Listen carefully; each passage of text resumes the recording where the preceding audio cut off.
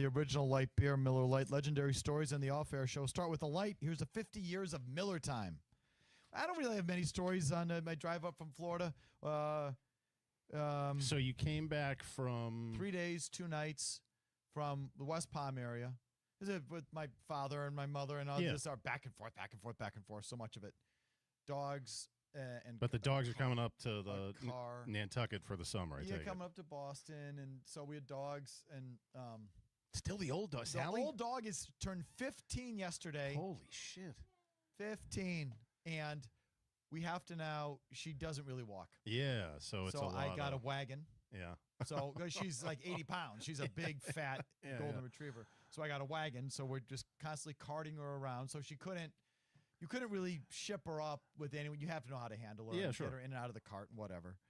So that and my other dog and Sarah. So it's 3 days. Stopped in St. Augustine for lunch on the first day. Cool time. You ever been to St. Augustine, Florida? No, I can't say I have. It's the oldest city in America. I knew the history, but I didn't. Plymouth gets credited with like being the first settlement, but St. Augustine was really before, and it doesn't get the credit. And there's a lot of old shit there that's just kind of cool. It's near Tampa, isn't it? It's on the eastern seaboard. It's on the eastern coast, and it's maybe an hour south of Jacksonville. Okay. Which you feel. Yeah. Okay, so it's like the town itself is nice and pretty, but the people are Florida people. Redneck Riviera, like that sort of thing. And it was a little out of the way. I mean, I'm glad I saw it, but we wouldn't do that again. The first night was in Charleston, South Carolina, which I'm sure you've been. Love it. Isn't that a great town? Love that place. Tremendous. Yeah. I'd retire there. That's like in my mind, I'd live there. And I can see it. Is it still affordable? I don't know. I think it's starting to get especially where like the water is. You see some of those houses. It's like I remember taking a tour and the guy being like, "Well, that's owned by the Planters family," and he's like, "Yep, the Planters family," and it's been in the Planters name for hundreds of years. Like, so it's real deep fuck you money. Yes, yes. But I think, it's like it has a lot of. You could get a condo there and. I would like to think. Yeah. It has a lot of New Orleans qualities. Yes. Without a lot of the big New Orleans problems. Yes. It's a mini New Orleans, which, makes it's not quite as interesting, but it's also not quite as dirty and dangerous in New Orleans. Yeah. So but they got the gas lamps. The restaurants are phenomenal. And it feels like there's like there is a French Quarter and there's like a music scene and like it's cool. Yeah. Yeah, I like Great it there a town. lot. The one little thing that it's just really the South. I mean, there's big stars and bars flags everywhere, the Confederate flags, and that's just one little thing.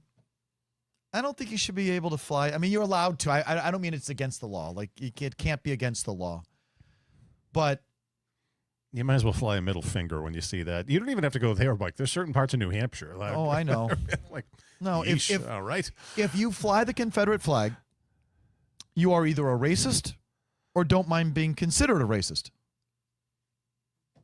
That's it. One or two. You're either a racist or you don't mind being considered one. Whether you are or you aren't. Maybe you're just doing it to troll liberals, which I can see. But then people consider you a racist. So you are either a racist or you don't mind being considered one.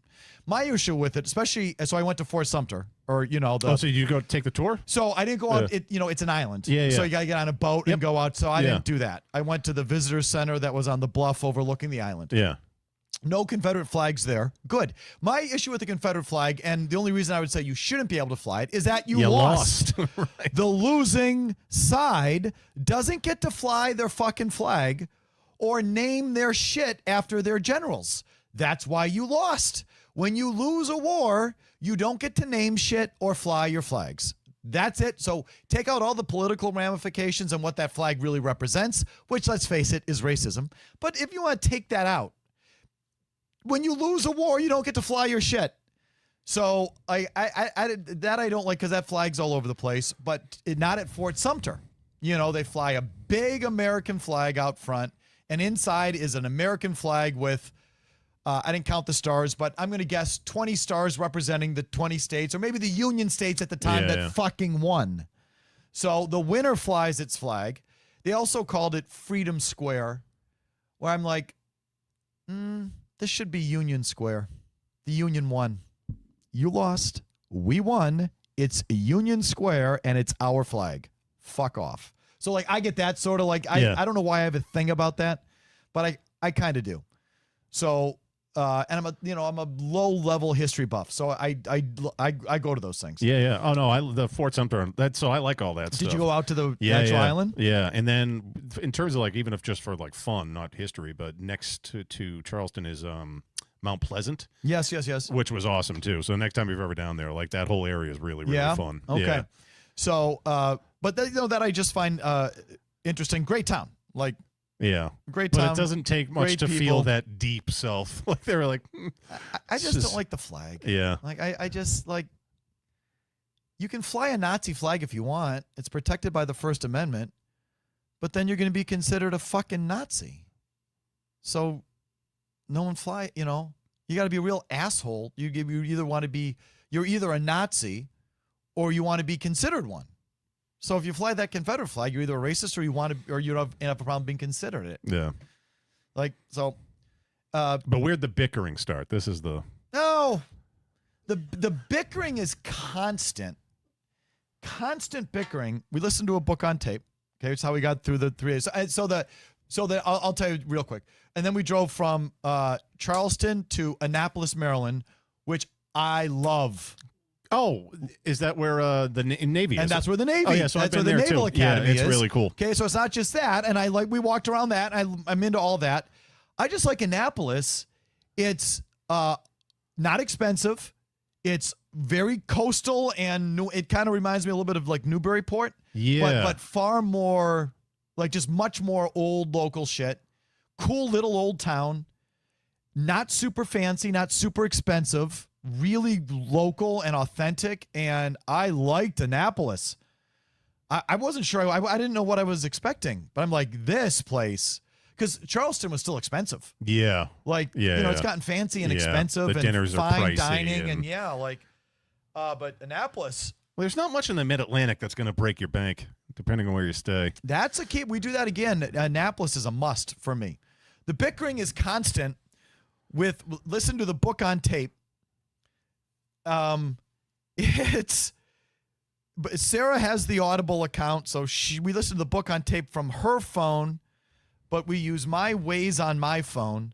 And then there's one's plugged in and one's on the Bluetooth, and fucking don't give me your phone. No, give me this. Don't turn this. How come I'm hearing your phone and not this? How come I have your map and not my phone? And there's this constant little jockeying. I'm constantly grabbing your phone. No, pause that because I can't miss a word. I'm one of these guys that when I read a book or watch a movie, if I miss a word or I miss a line, then I want to know what he just fucking said. If I'm going to read this book, watch this movie, listen to this book, I'm not going to zone out. I want to know what he fucking said.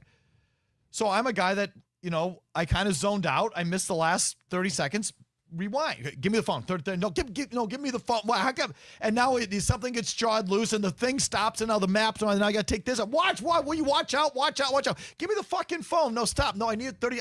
We just heard that. No, I know we just heard that. Okay, now the music's playing. Give me your phone. And this constant jockeying. Watch the road.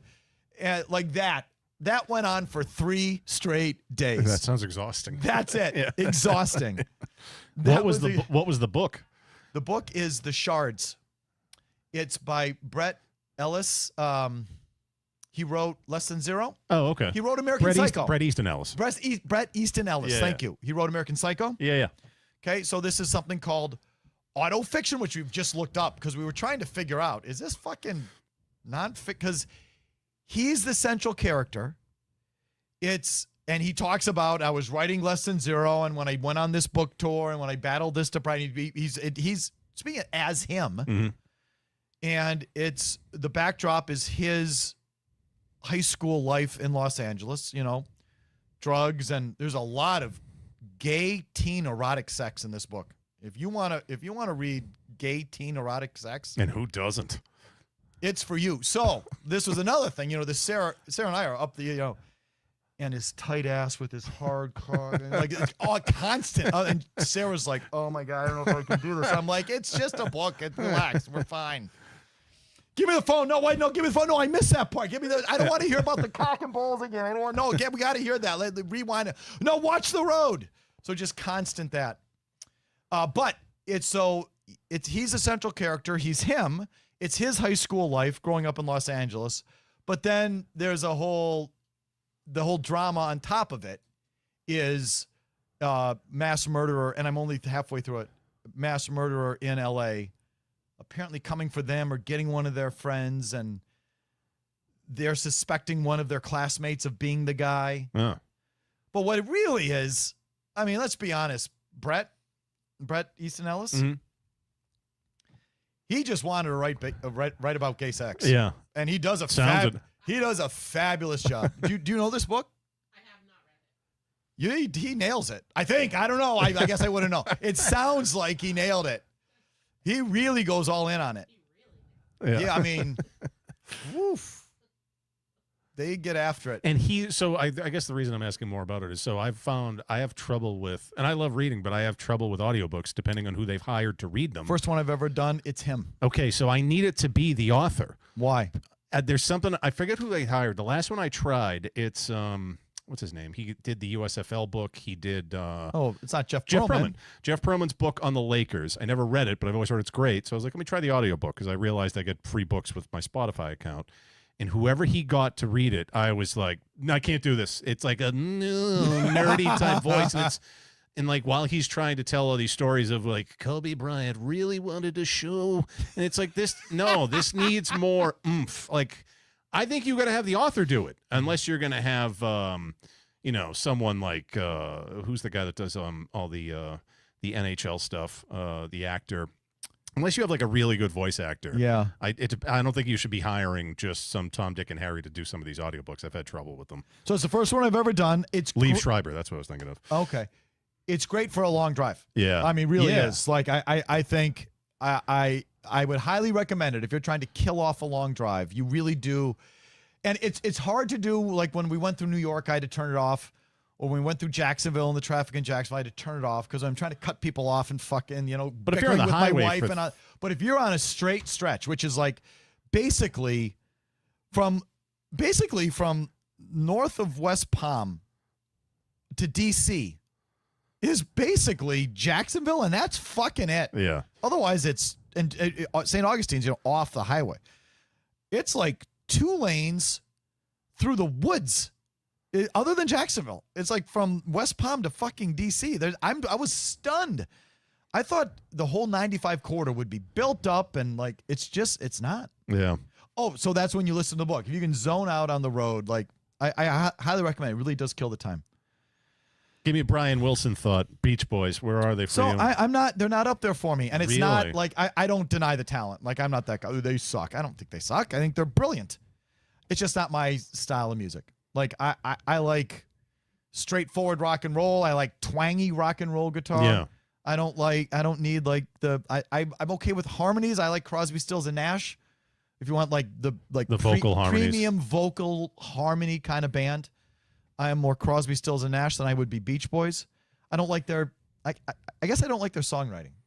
Yeah, so it's very poppy. I mean, I think he's one of the most influential people to ever be involved in pop music ever. I mean, the guy used a theremin and made it sound good on Good Vibrations. You know what a theremin is? No. It's I don't even know really how to explain it, but it's the sound that goes the Yeah. Is it a wind instrument? No, it's fucking weird. They invented it in, I think, in the late 50s, early 60s, and it's 2 antennae on one side of each other, and there's like a box in the bottom. You plug it into an amp, and you take your hand, and you shift the sound with your hand. So it go like, oh, wow. Like they used it for like monster movies and Yeah, I was shit when they gonna were say, making them in the yeah. 50s and 60s.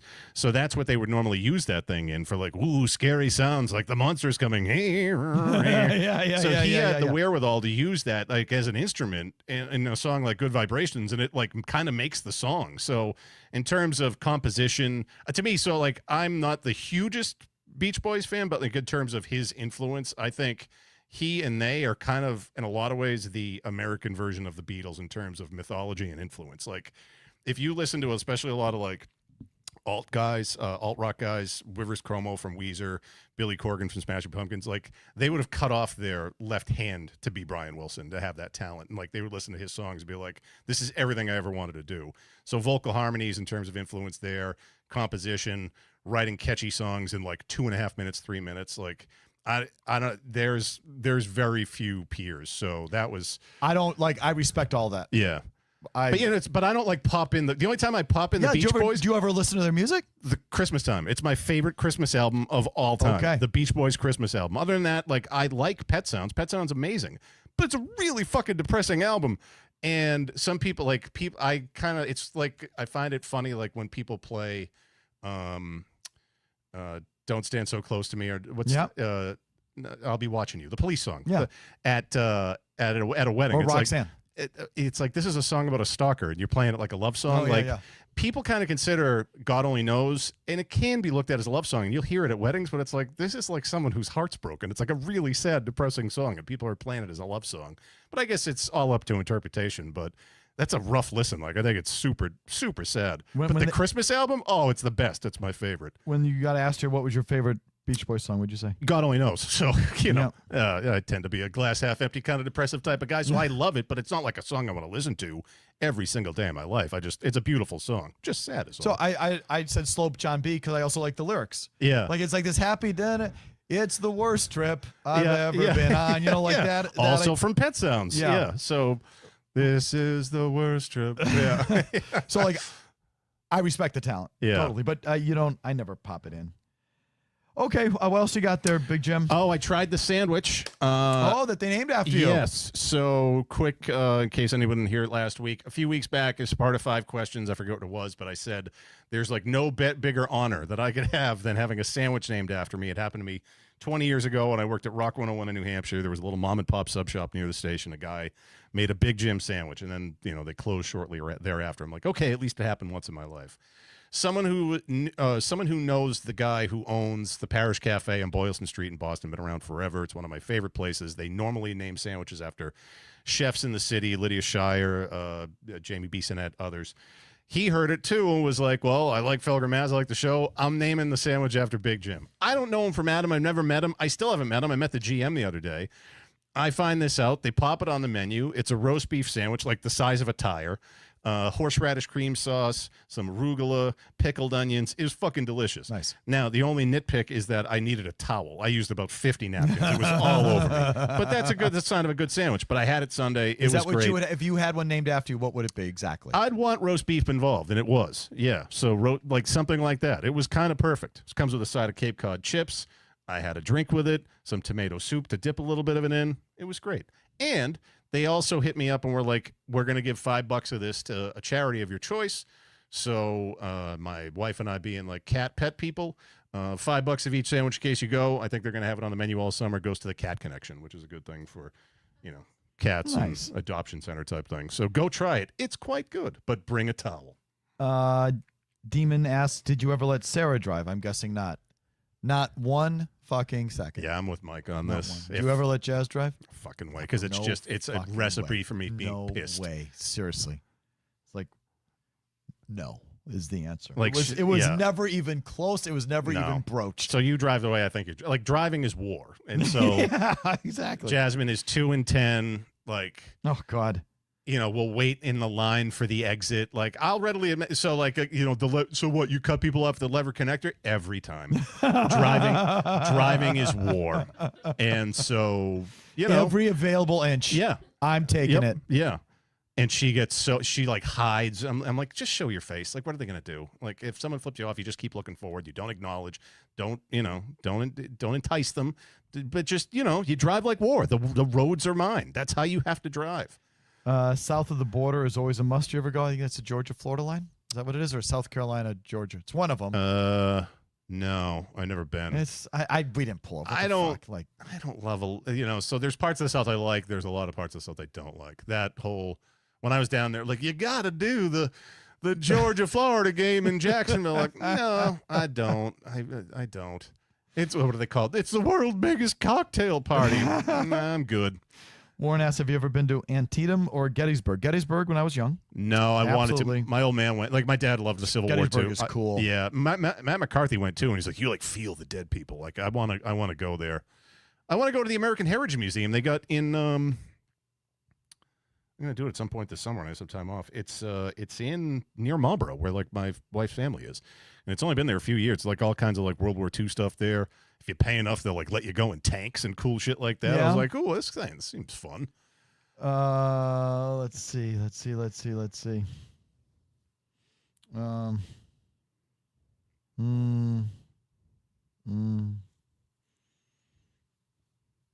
Would Felger leave his wife if he found a faster flight like he left Murray?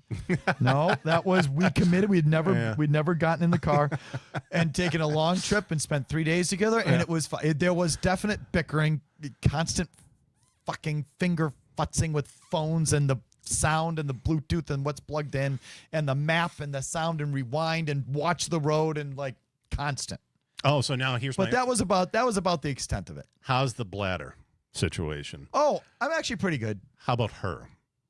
Less good, but she can deal? She sucked it up. Okay. She said when we fell behind after St. Augustine, we went straight from St. Augustine to Charleston. That must have been 4 or 5. I can't remember exactly, but it was a stretch. And we had lunch. We had drinks, drinking liquid. And she made it. So when she had to bear down, she bared down. Absolutely. No, Jasmine's not a bear down with the P. Those were bickering borderline fights of those last few times I was going up to North Conway before my dad passed, or like when we were cleaning out the house, because like once we stop, it's all out, and I don't want there's 2 hours left or an hour 40.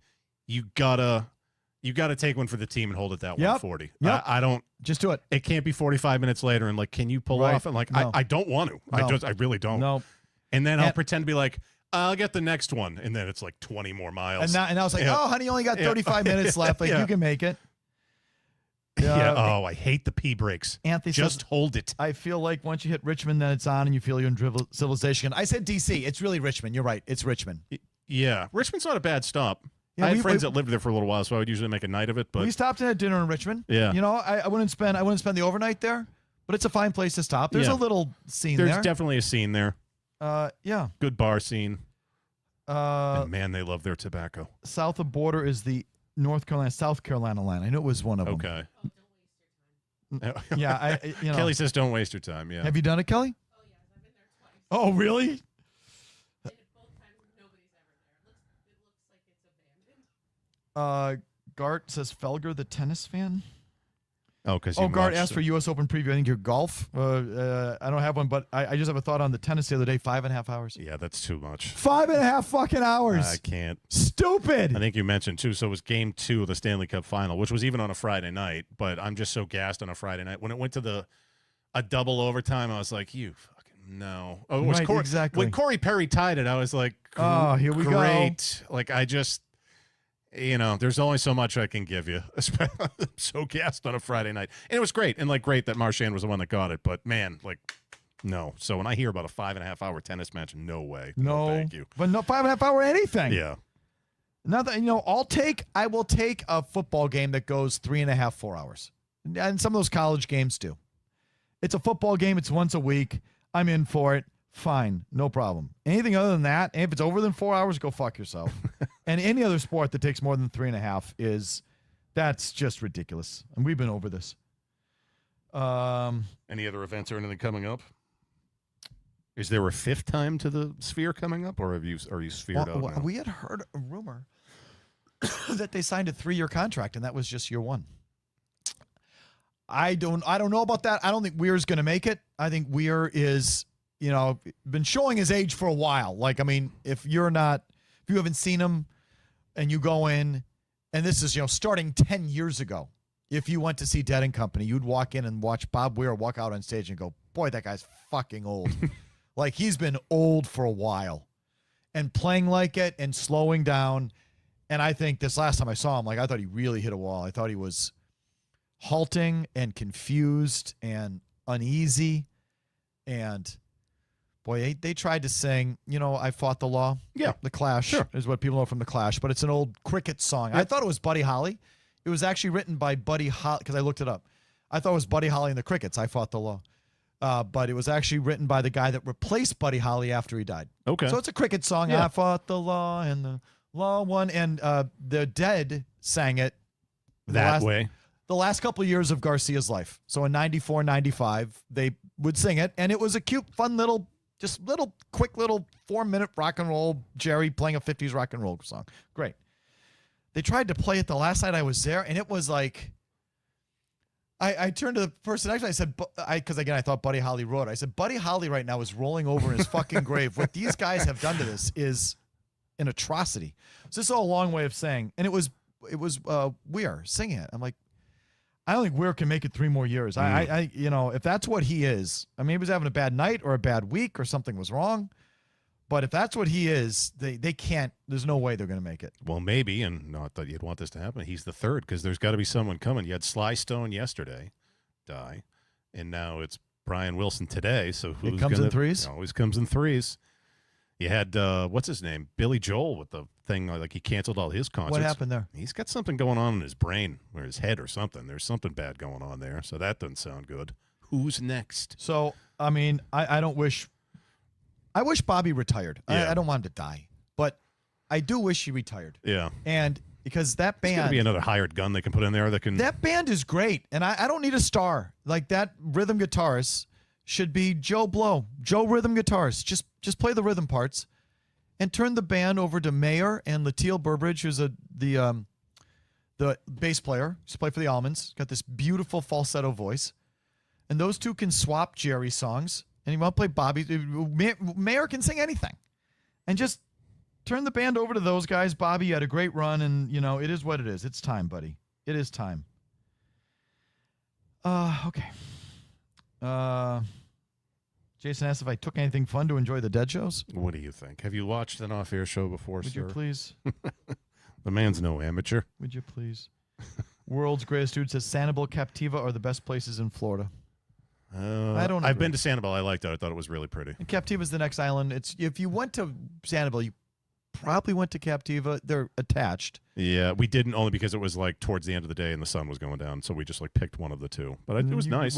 You want the sunset on Captiva? You want the mucky duck on Captiva? Well, now I know. So I know Sanibel, Captiva well. Maybe so my dad had a place there for years that we would vacation there, and when they first moved to Florida, we had a place there and we'd be there all the time. Wonderful. But slow. West coast of Florida, slow. East coast, I get a little bit better. Okay, this will be it. This will be the last one. Do you have anything else? No. Happy Father's Day, all the dads out there this weekend. What are you getting dragged to on Father's Day? Nothing. I'm getting dragged to a high school graduation down in Connecticut this weekend. So my point. Is it your day? Like you get to do whatever the fuck you want? Sunday, kind of. So we've parlayed it into... We're going to this, and it's one of my best friends, and I like his daughter a lot, so like it's not that big of a drag. But we're ponied up for it. We're doing the Murray thing. We're staying in a nice hotel, and we're getting massages on Sunday. So we're gonna turn it into that's the thing. Yeah. It's not just gonna be like a days in and like down for a night. Like fuck that. I'm getting dragged somewhere. It's like it just doesn't end. Like there's no. Well, you know how it is. You're dragged everywhere. Not your day. Yep, I'm dragged everywhere.